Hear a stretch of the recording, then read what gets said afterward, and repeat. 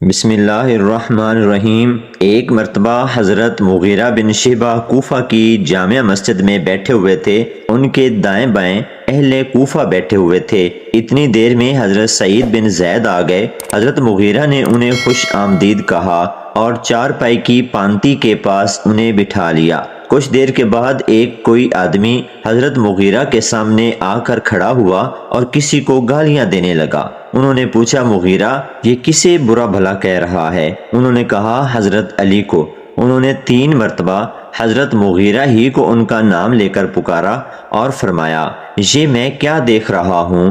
آپ کی موجودگی میں نبی کریم صلی اللہ علیہ وآلہ وسلم کے صحابہ کو برا بھلا کہا جا رہا ہے اور آپ لوگوں کو منع نہیں کر رہے اور نہ اپنی مجلس کو تبدیل کر رہے ہیں۔ میں اس بات کا گواہ ہوں کہ میرے کانوں نے نبی صلی اللہ علیہ وآلہ وسلم سے یہ سنا ہے اور میرے دل نے اسے محفوظ کیا ہے کہ ابو بکر جنتیوں میں سے، عمر، علی، عثمان، طلحہ، زبیر، عبد الرحمن بن عوف، سعد بن مالک اور ایک نواں مسلمان بھی جنت میں ہوگا، جس کا نام اگر میں بتانا چاہتا تو بتا سکتا ہوں۔ اہل مسجد نے با آواز بلند قسم دے کر پوچھا کہ اے صحابی رسول، وہ نواں آدمی کون ہے؟ فرمایا، تم مجھے اللہ کی قسم دے رہے ہو، اللہ کا نام بہت بڑا ہے، وہ نواں آدمی میں ہی ہوں، اور 10ویں خود نبی کریم صلی اللہ علیہ وآلہ وسلم تھے۔ اس کے بعد وہ دائیں طرف چلے گئے اور فرمایا کہ باخدا وہ ایک غزوہ جس میں کوئی شخص نبی محترم کے ساتھ شریک ہوا اور اس میں اس کا چہرہ غبار آلود ہوا، وہ تمہارے ہر عمل سے افضل ہے، اگرچہ ہمیں عمر نوح ہی مل جائے۔ قیس بن ابی حازم بیان کرتے ہیں کہ میں مدینہ میں تھا۔ ایک دفعہ کا ذکر ہے کہ میں بازار میں جا رہا تھا۔ میں مقام التجار الزیت میں پہنچا۔ میں نے دیکھا کہ ایک شخص سواری پر سوار تھا۔ کافی سارے لوگ اس کے ارد گرد جمع تھے۔ وہ محض حضرت علی کو گالیاں دے رہا تھا۔ اسی اثناء میں حضرت سعد بن ابی وقاص وہاں تشریف لائے اور وہ بھی وہیں کھڑے ہو گئے۔ لوگوں سے پوچھا، کیا ہوا؟ لوگوں نے بتایا کہ ایک آدمی حضرت علی ابن ابی طالب کو گالیاں دے رہا ہے۔ حضرت سعد آگے بڑھے، لوگوں نے ان کو راستہ دے دیا۔ حضرت سعد اس آدمی کے قریب آ گئے اور فرمایا، ارے تم علی ابن ابی طالب کو گالیاں کیوں دے رہے ہو؟ کیا وہ سب سے پہلے مسلمان نہیں ہوئے تھے؟ کیا وہ رسول اللہ صلی اللہ علیہ وآلہ وسلم کے پیچھے نماز پڑھنے والے سب سے پہلے شخص نہیں تھے؟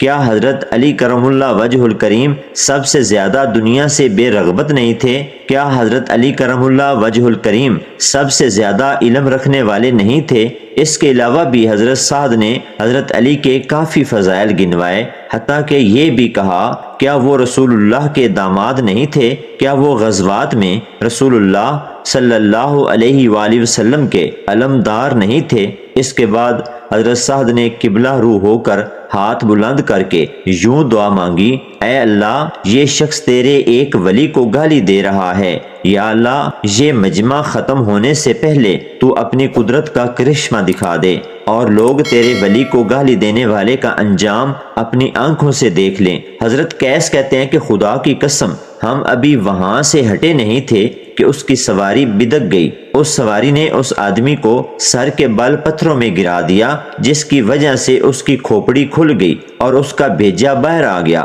اور وہ وہیں پر عبرتناک موت مر گیا۔ یہ روایت معاویہ بن ابی سفیان کے حکم پر جاری ہوئی۔ اس حکم کے تحت علی بن ابی طالب اور ان کے خاندان کو اموی حکومت کی تمام مساجد میں جمعہ کے اور عیدین کے خطبوں کے دوران میں طعن و تشنیع کا نشانہ بنایا جاتا تھا۔ جب معاویہ نے سعد بن ابی وقاص کو گورنر بنایا تو سعد کو حکم دیا اور کہا کہ تمہیں کس چیز نے روکا ہے کہ تم ابو تراب یعنی علی ابن ابی طالب پر سب و شتم نہ کرو؟ اس پر سعد نے کہا، میں نے رسول اللہ صلی اللہ علیہ وآلہ وسلم سے علی کے متعلق 3 ایسی باتیں سنی ہیں جس کے بعد میں کبھی علی پر سب و شتم نہیں کر سکتا۔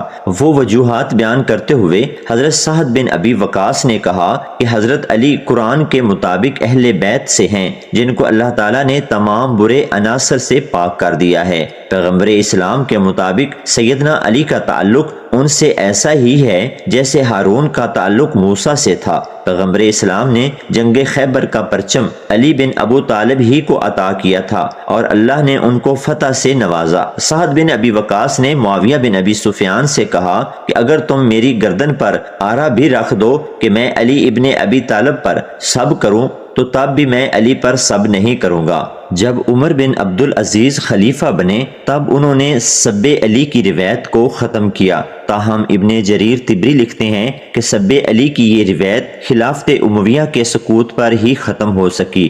معاویہ بن ابی سفیان سے ممبروں پر علی بن ابی طالب کو سب کرنے کے حکم سے قبل علی المرتضیٰ نے اپنے اصحاب کو جنگ صفین میں معاویہ کو سب و شتم کرنے اور برا بھلا کہنے سے منع فرمایا اور اس عمل کی نہیں کی۔ علی بن ابی طالب کی فوج میں سے حجر بن عدی اور عمر بن حمق نے معاویہ اور اہل شام پر لعنت کی اور برا بھلا کہا، تو حضرت علی نے انہیں ایسا کرنے سے روکا۔ تو انہوں نے پوچھا کہ کیا ہم حق پر نہیں؟ حضرت علی نے جواب دیا کہ ہم حق پر ہیں اور وہ باطل، لیکن پھر بھی میں گالم گلوچ کرنے کو پسند نہیں کرتا، شاید وہ لوگ حق پر آ جائیں۔ نہج البلاغہ میں آیا ہے کہ حضرت علی نے جنگ صفین کے موقع پر اپنے ساتھیوں میں سے چند آدمیوں کو سنا کہ وہ شامیوں پر سب و شتم کر رہے ہیں، تو آپ نے فرمایا میں تمہارے لیے اس عمل کو پسند نہیں کرتا کہ تم گالیاں دینے لگو۔ اگر تم ان کے کرتوت کھولو اور ان کے صحیح حالات پیش کرو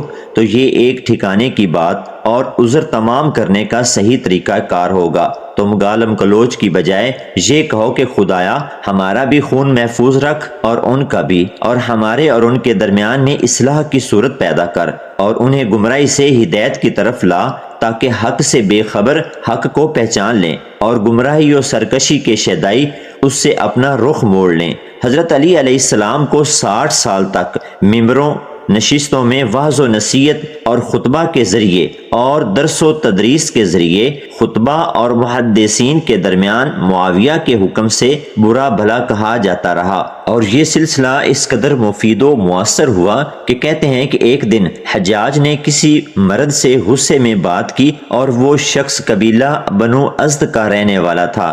اس نے حجاج کو مخاطب کرتے ہوئے کہا، اے امیر، مجھ سے اس انداز سے بات نہ کرو، ہم با فضیلت لوگوں میں سے ہیں۔ حجاج نے اس کے فضائل کے متعلق سوال کیا۔ اس نے جواب دیا کہ ہمارے فضائل میں سے ایک فضیلت یہ ہے کہ اگر کوئی چاہتا ہے کہ ہم سے تعلقات بڑھائے تو سب سے پہلے ہم اس سے یہ سوال کرتے ہیں کہ کیا وہ ابو تراب کو دوست رکھتا ہے یا نہیں۔ تاریخی روایات کے مطابق معاویہ اور حضرت امام حسن کے درمیان صلح کی شرائط میں ایک شرط یہ رکھی گئی تھی کہ ممبروں سے حضرت علی پر لعن و سب و شتم نہیں کیا جائے گا۔ تاریخی مصادر میں حضرت علی کرم اللہ وجہ الکریم کو سب کرنے والوں میں معاویہ بن مروان بن حکم اور مغیرہ بن شعبہ کے نام مذکور ہیں۔ فضائل امام علی کے نقل کرنے پر عمومی پابندی، ان نقل روایت کی ممنوعیت، حضرت علی کرم اللہ وجہ کو اچھے الفاظ سے یاد کرنے سے روکنا اور بیٹوں کے نام علی رکھنے سے منع کرنا، ان دیگر اقدامات میں سے جو امام علی علیہ السلام کے خلاف کیے گئے۔ امام علی علیہ السلام کو سب کرنے کا یہ سلسلہ تقریباً 60 سال عمر بن عبدالعزیز کی خلافت کے زمانے تک جاری رہا۔ اس نے خلافت ملنے کے بعد علی پر سب و شتم اور لعن رکوانے کے لیے اپنے تمام والیوں کو حکم صادر کیا۔ چنانچہ 8ویں صدی ہجری کا مورخ ابن خلدون نقل کرتا ہے، بنی امیہ مسلسل علی پر سب و شتم کرتے تھے، یہاں تک کہ عمر بن عبدالعزیز نے تمام اسلامی علاقوں میں خطوط لکھ کر اسے روکنے کا حکم دیا۔ اکثر روائی کتب میں ام سلمہ سے مروی روایت پیغمبر اکرم صلی اللہ علیہ وآلہ وسلم کے مطابق علی کو گالی دینا مجھے گالی دینا ہے، اور علامہ مجلسی نے بخار الانوار میں ام سلمہ سے مروی روایت کے علاوہ دیگر روایات بھی اس باب میں نقل کی ہیں۔ حجاج ابن یوسف نے محمد بن قاسم کو لکھا کہ حضرت عطیہ بن سعد اوفی کو طلب کر کے ان سے حضرت علی پر سب و شتم کرنے کا مطالبہ کرے، اور اگر وہ ایسا کرنے سے انکار کر دے تو ان کو 400 کوڑے لگا کر داڑھی مونڈ دے۔ محمد بن قاسم نے ان کو بلایا اور مطالبہ کیا کہ حضرت علی پر سب و شتم کریں۔ انہوں نے ایسا کرنے سے انکار کر دیا تو محمد بن قاسم نے ان کی داڑھی منڈوا کر 400 کوڑے لگوائے۔ اس واقعے کے بعد وہ خراسان چلے گئے۔ وہ حدیث کے ثقہ راوی ہیں۔